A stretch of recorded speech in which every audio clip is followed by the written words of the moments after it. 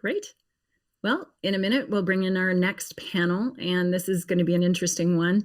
It draws back to the idea of money, and that's always on everybody's mind. So while the panelists are coming in, when you start to build out these experiences, there are transactions that happen in the metaverse. So this is a great panel, which I'm going to pass over to. We have Elisabeth Strickler, Director of Media, Entrepreneurship and Innovation from the Creative Media Industries at GSU, and Iliana Oris Valiente, Managing Director of Accenture, Elisabeth Chase, founder of Hello Future Buzz, and Christopher Choyce, Director of Engineering at HyperMint. Thank you all so much for being here today and joining us. And I am going to pass the conversation over to you. Looks like we might have lost Elisabeth. Cool. Well, thanks, Julie. We'll let's kick it off with a round of introductions here, and we'll see if Elisabeth comes back on. So, Elisabeth Strickler, you want to kick us off? Tell us about yourself. Sure. Hey, everybody. I'm Elisabeth Strickler, and I am the Director of Media Entrepreneurship and Innovation at the Creative Media Industries Institute at Georgia State University. I get paid in words. The reason why I'm here and what's got me excited is that we've been teaching game design and development for a really long time. So our students have been building virtual worlds for a long time. But I have a computer science background and got bit by the NFT bug with CryptoKitties in 2015.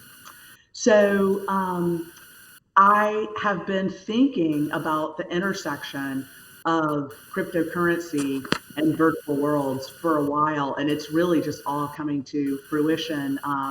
And I'm super excited about it.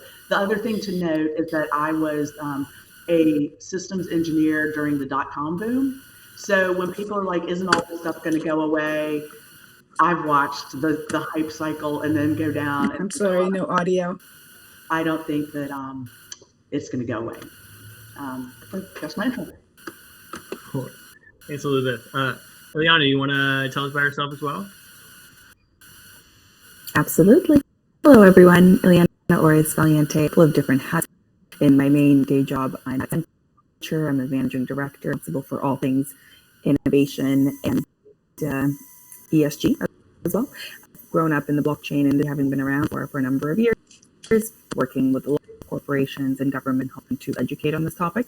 And more recently, I've fallen down the rabbit hole of all things DAOs and the future of venture capital and investing. So pleasure to be here today. Cool, amazing. It sounds like you both have a wealth of experience in the space, which is really cool. I feel like a lot of people that come in are just like, they just discovered NFTs or Web3 like a year ago, and then now it's like, oh, this is amazing. This is cool. I mean, you'll both have seen a cycle or two of tech and have been in it for a long time, which is awesome. We're gonna wait for the other Elisabeth to come back, but I'll give you a quick background on me. So I'm Chris Choyce. I'm currently the Director of Engineering at HyperMint, which is a MoonPay company. I've been doing NFTs for about 2 years now. It's a full-time thing, and I've been in Ethereum since probably about 2017. It's been really cool for me to watch NFTs come up. For me, it's like the killer app of sort of blockchain tech. Like, I know DeFi people will probably disagree with me, but for me, it's like where artists and communities have really come together. And I think something we can talk about a little bit later on too is how we've sort of confused Metaverse with Web3 when they're really sort of two very different topics that just happen to align in certain situations pretty nicely. So excited to kind of talk about that and some more as we roll along. Elisabeth, are you back? You want to give us an intro for yourself? You got your audio? My name's Elisabeth Chase, and through Hello Future Twitter, we do Twitter discussions every week on Thursday to educate and inform the community about Hashgraph on the Hedera network. And we bring together various projects and different platforms to discuss Web3. And through this interactions, panelists have actually gone on to form new working relationships. So it's very exciting to be in this Web3 space. Cool, amazing, awesome. So let's kick it off here. So Elisabeth Strickler, do you want to talk a little bit about kind of the creator economy and how it plays into money in the metaverse and kind of how that can be the engine that drives everything here? Yeah, I mean, one of the reasons why I got so interested and involved is that, artists, so the blockchain, is what enabled currency to be fully online, because it prevents the copying of the money, and has figured out how to transfer a dollar or a Bitcoin from one person to the other, without the other person keeping it. So it's the blockchain technology that enabled these sort of distinctive digital assets. Well, now that was what was applied to the NFT. The NFT is just that blockchain technology applied to non-fungible tokens or any digital asset. And the way I like to describe it is that basically, right now we're looking at how people are trying to protect JPEGs or art of some sort. But the truth is, everything that we do at the end of the day results in a file, and often that file needs to be protected on who created it, who owned it, because it represents labor. And so I think that it's really interesting that we're starting to apply this blockchain technology to digital assets and digital goods. It can be files, it can be JPEGs, but as we build virtual worlds, I think everybody needs to get paid for what they're doing and creating. And I think the NFT is going to enable that. And I'm particularly passionate about it because I teach students, particularly mostly creative students, and artists are the ones who've been screwed the worst by things being copied. Yeah, amazing. And I've met many artists firsthand who have struggled forever to make money and make a living from their art, and who have found the space and been able to release NFTs and actually get paid for their work and have an audience that really appreciates the work that they're doing. So stuff like that for me has been awesome, and it's really cool to see that there are people who are out there and this is actually doing stuff for them. It's not just some nebulous thing that might happen in the future. Elisabeth Choyce, I know you want to talk about micropayments, right? So we can maybe talk about how that works on Hashgraph in your network and how you facilitate that on your side. Well, micropayments are one of the key to the unbanked and to have equity in the financial markets. 1 in 5 people in the United States do not have a bank account. And that doesn't really have that to do with so much them, it has to do with the bank itself. The ROI for that customer is not attractive to banks, so they don't give them checking accounts. So micropayments will not only help developing nations, but will help people in the United States as well. So with the Hedera network, the fast throughput and finality to transactions allows businesses to have predictable costs, which most businesses really do appreciate that. So the Hedera network is really one of, it's an open source, affordable costs and predictable costs for businesses. And micropayments is a big part of that, because most transactions today, like I think it's 20 or 30% of credit card transactions are below $25. So when you take 0.005 cents for a transaction on the Hedera network versus 3.5% on a credit card, it really makes doing business more affordable. And I think that's going to help both developing nations and people in general do, and also creators. An application on the Hedera network called Drop, D-R-O-P-P, was just integrated in the App Store for Shopify. So that allows bloggers and different e-commerce solutions to now accept micropayments without the high throughput of a credit card. So people will be more attuned to that. So we're really excited. That happened about 2 weeks ago. And Shopify is a huge player in e-commerce. So we'll see how that goes with micropayments on the Hedera network. Cool. Amazing. Yeah, I've used Shopify for several NFT campaigns before. And so it's a really good intersection of commerce and NFTs and Web3, and they're really open to it. And yeah, it's a really good place where people just are there, right? It's a known thing, people use it. And it's so great to think about that and integrate that into the existing technology and where people are, not make them go off somewhere random and make some new thing, right? And coming up very shortly is a plugin for WordPress to accept micropayments. So, if you write, it's almost like a tip. You can give a blogger, 10 cents, $1, $5, and they will get most of that. And also it'll come instantly, because the finality of a settlement of a transaction on the Hedera network is about 1 second. Cool. Yeah, and WordPress is the most used website in the world, which is a little fun fact for y'all to use, which is great to know. Cool. So I think one of the things that I've actually worked on a lot in this space is, and MoonPay specifically, is how do we actually get people into these various like cryptocurrency worlds? How do we get them on chain a little bit easier? So if you wanted to go buy an NFT off like OpenSea or Magic Eden or one of the big marketplaces right now, it's like an 8-step process that probably requires 4 to 5 days. So you have to like get a bank account with a Coinbase or a Gemini and like have that be verified and then deposit funds, and you have to wait 3 days for that to clear. Then you have to set up a MetaMask wallet or a Coinbase wallet or a Rainbow wallet and figure out what that means, and then buy a cryptocurrency and send it to the wallet, and then figure out how to use OpenSea, right? Log in with your wallet, go that, and then at that point in time, you could finally buy the NFT. And so in a world where we want to facilitate commerce and money, whether it's on the web or in a metaverse or in a digital world, that can't happen. You can't go into your world and try and buy a piece of digital merch and wait 7 days for that transaction to happen. So one of the things we've really looked at in the core product here has been how do we facilitate people to actually enter these worlds, these cryptocurrency worlds, super fast, right? And so we let people go with a credit card, buy it, and we maintain all these different pools of currencies. You can go, you can buy it, and then you have that in a wallet of your choice. So we're really trying to narrow down that scope of it. And then at HyperMint, what we're also focusing on is like the next step of that is like, how do we just give people wallets right away? How do we let them facilitate really easy use of NFT purchases and transactions? And it's an interesting thing because once you get into that world, there's all these different regulations you have to worry about and all that. And it gets to be very complicated if you're just trying to do it all yourself. And so something that I thought a lot about and I've helped work on is like, how do we make this easier for everyone? How do we sort of like let you know what rules you may or may not be breaking? How do we let you enter each of these different blockchains on its own really quickly and really easily? And so I think that's really cool to see the microtransaction part of that, where you can settle something instantaneously for pennies. And then I think the other bridge of that is like, how do we actually make this process better, where you come in, people can purchase something.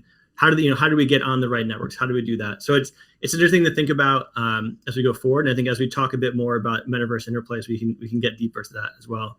Yeah, Iliana, do you want to add your thoughts here? I know you're so experienced in the space. So I'd love to hear kind of just your thoughts and how you think this industry is going to evolve.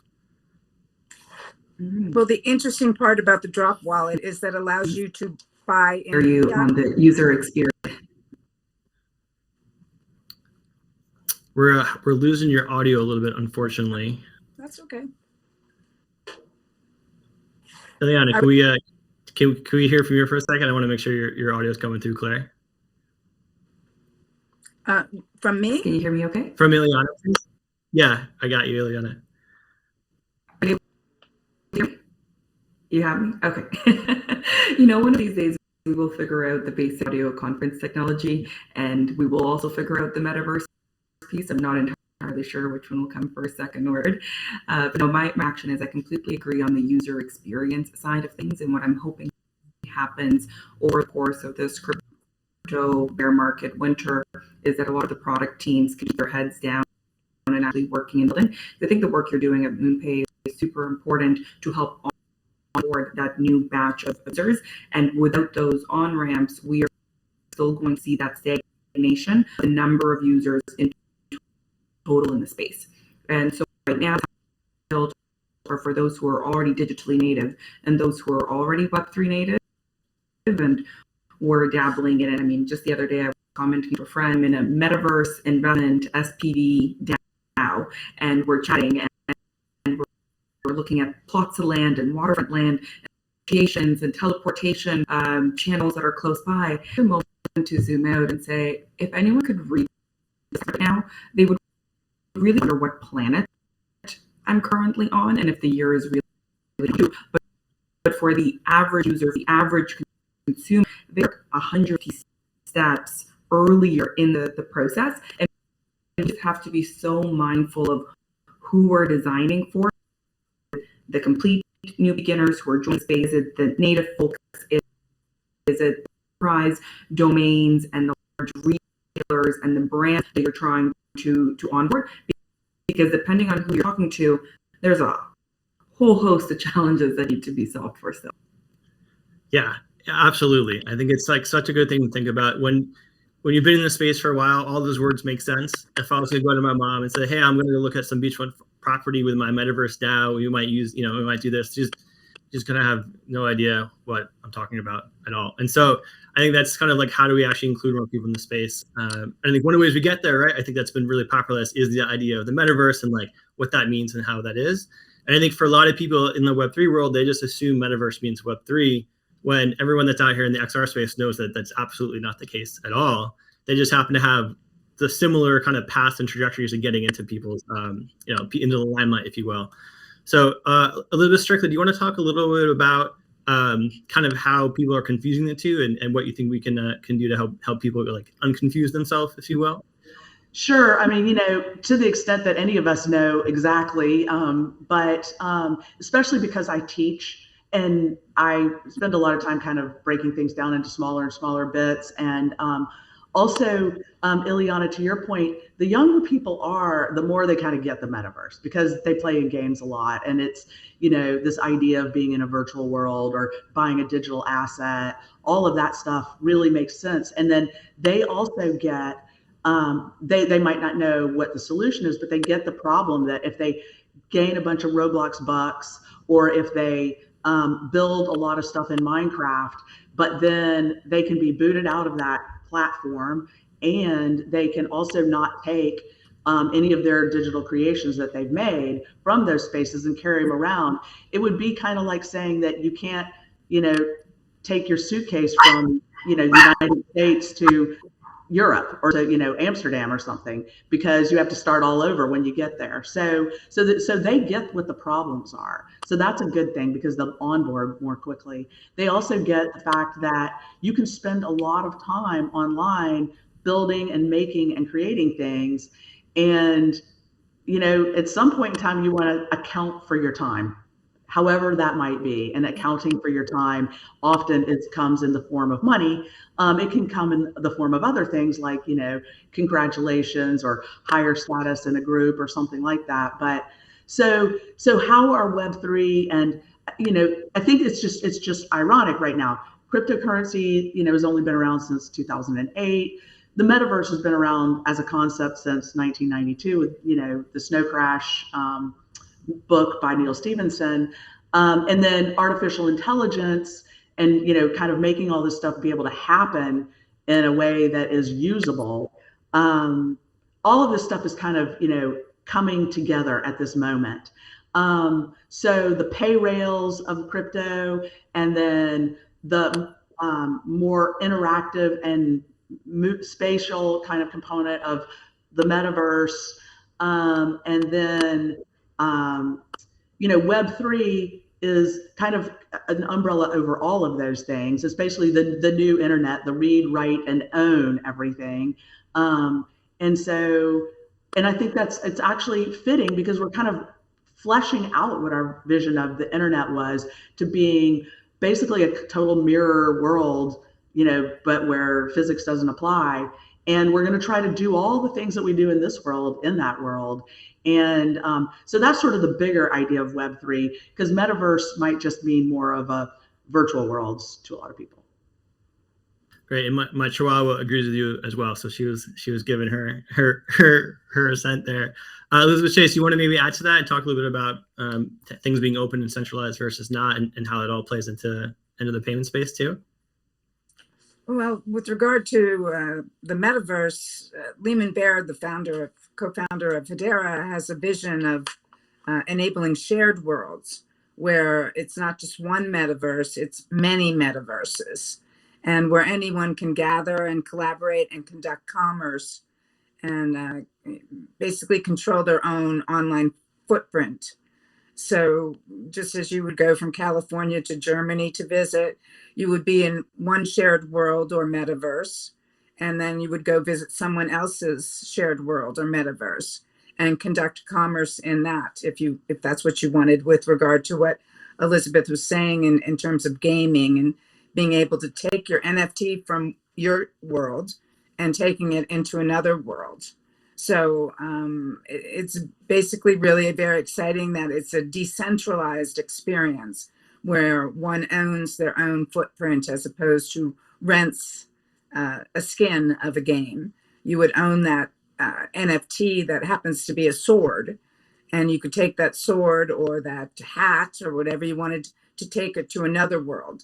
So that's the challenge of the developers right now that they're going through is how do they conduct that? How do they build and develop that application that is cross-platformed in different worlds? Yeah, totally. And that's a big topic of conversation for a lot of folks. And for me, I've actually been a long time MMO gamer. I've stopped since I've gotten married and had a kid. But in my younger years, it was something I really liked to do. And I spent a large part of my life, like hundreds of hours probably playing these games that I have. In theory, I still have items and characters for that I can never access again because I stopped paying the company for them. So even if I couldn't bring them somewhere else, the idea of just being able to like look at them or reference them in the future is super cool. And I think that's something that we can do kind of when we combine both worlds. And plus you could now sell, let's say you're not playing that game anymore. You could sell that to somebody else or rent that item to somebody else so they could use it. Absolutely. Yeah. And if you did that back in the day, you got banned from the game. You couldn't play it anymore. So yeah. Iliana, I know that you have a lot of thoughts here too. What do you think about Metaverse and Web3 and if we're conflating the two too much or not enough?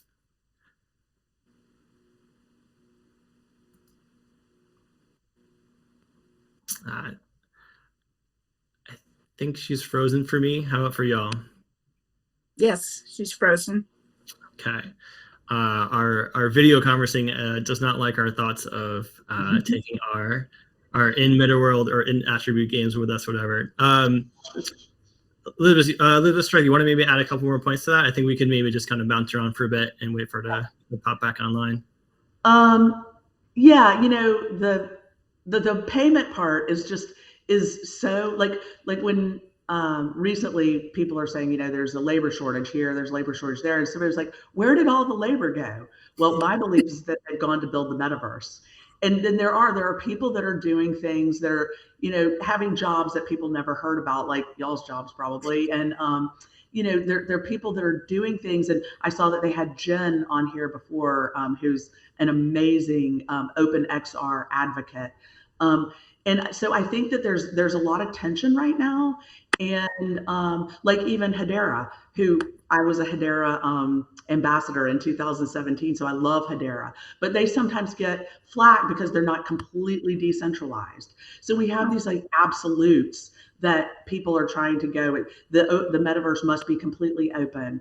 A payment system or a blockchain needs to be completely you know, decentralized. So I think we're going to sort of see sort of the tensions in all of this, and we're going to have to kind of move forward.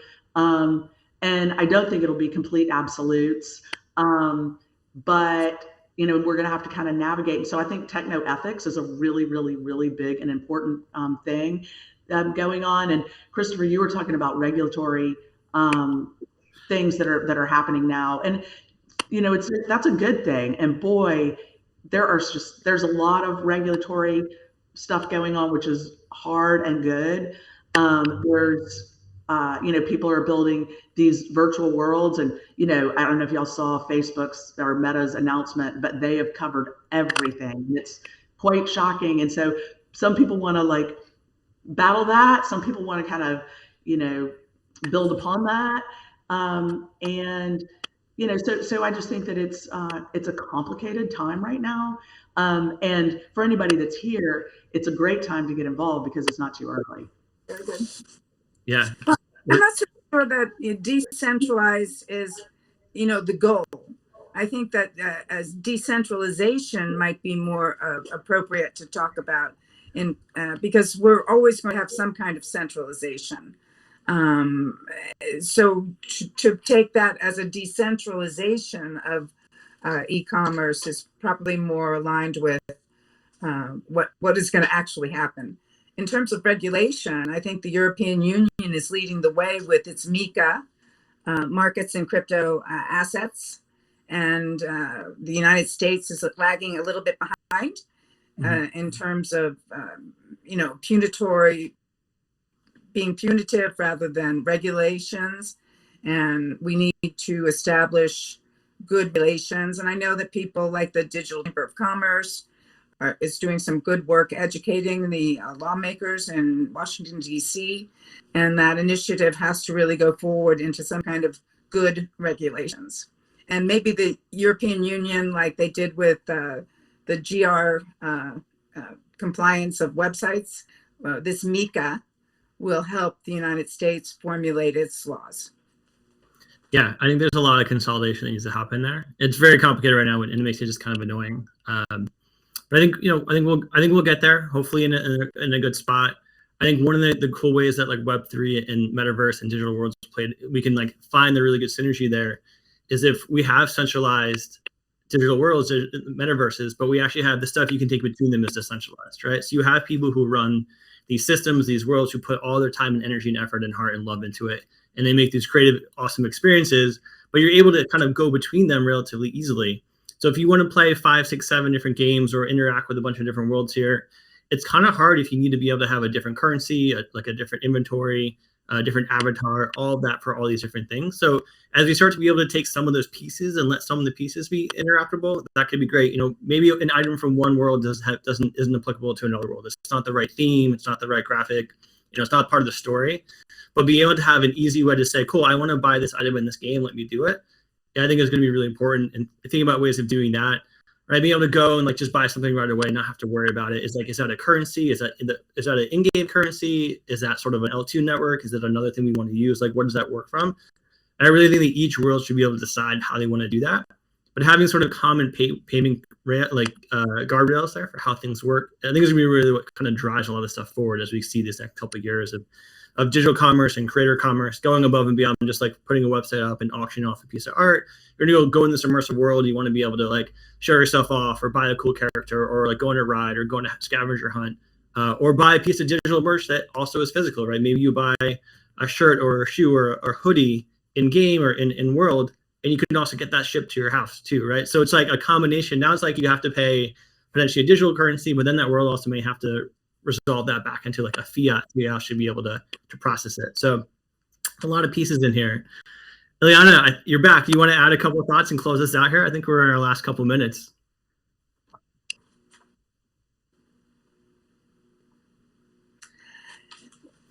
I'll just jump in until her audio works, but going off of what you said, I think our next challenge is to develop products and services beyond the layer one and enable others to leverage the power of the layer one and the protocols that have been built on a layer one, whether it's Hedera or some other networks that are layer ones.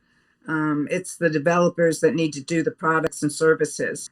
Just to backtrack a little bit on the wallets issue, as I was saying, Drop also allows you to buy NFTs, for example, with fiat.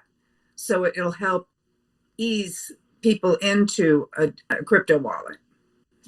Agreed. Yeah, I think that fiat purchase is great. It lets people get in pretty easily without having to figure out all the logistics there. And then the idea of custodial wallets, right, or even non-custodial, just be able to give people digital wallet behind the scenes without them knowing it. Just put in your email. Here it is. If you want to be able to take it with you later on, great. Here's how you can do that. It's getting people on board in that way. I think that acts as like an in-game or in-world inventory, right, too. So if you have your own digital wallet that's just your inventory, and you go around, great. You don't have to.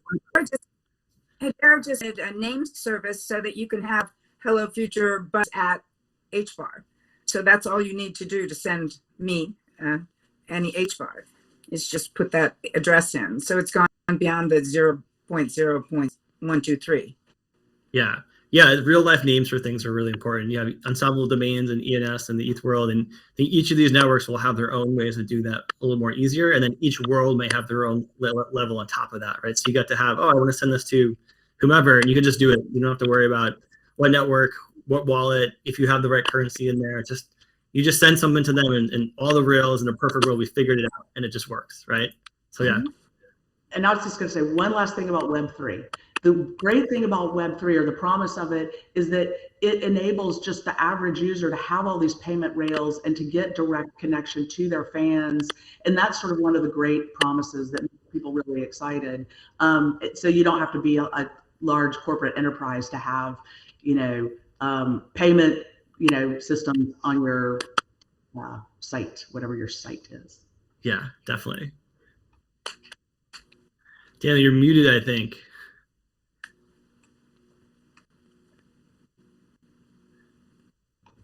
We can't hear you, Daniel. Yeah, you're still muted. The internet has Oh, I was talking away. That happens. Yeah. My audio is fine. Thank you so much for moderating and for contributing, you guys. Quite a dense topic, I feel. And I feel it's only, we've got Iliana joining in icon only. But yeah, I feel there's a lot of work to be done there, and it's very disruptive. So not only ownership and the payment rails, but the entire financial system needs a thorough shakeup. So we'll have you back to talk some more about this, maybe after the next financial crisis. Who knows? In the meantime, I hope we all get paid. Thank you so much.